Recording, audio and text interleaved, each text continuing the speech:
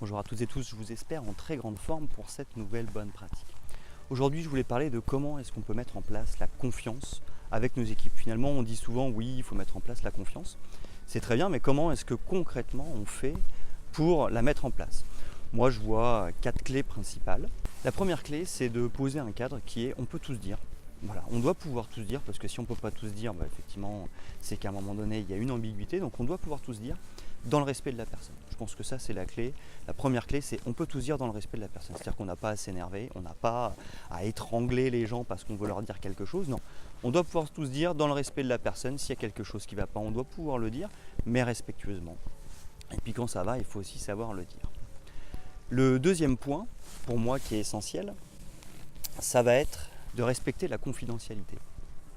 En effet, on va se dire des choses. Il y a des choses peut-être effectivement qui n'ont pas leur place de manière collective. Ce que je veux dire par là, c'est qu'il y a des choses effectivement qui ont lieu en individuel, dans une réunion individuelle. Et à partir de là, ce qu'on se dit, ça ne doit pas forcément être dit partout, parce qu'à un moment donné, il y a des choses qui nous concernent nous et notre employé, et pas tout le monde. Donc il va falloir être capable de garder la confidentialité et de ne pas commencer à faire des ragots et à raconter des choses à droite et à gauche. Ça va être essentiel. Le troisième point pour la confiance, ça va être le respect de ses engagements. En effet, si on ne respecte pas ses engagements, les équipes ne sauront pas quand est-ce que, effectivement, on va faire ce à quoi on s'est engagé ou pas. Donc effectivement, quand est-ce qu'on peut avoir confiance dans la fiabilité de notre manager.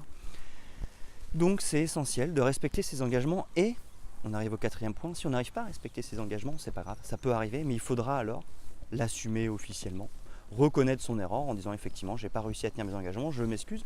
Bon, ça n'empêchera pas les déceptions des équipes, mais en tous les cas, on l'aura assumé clairement.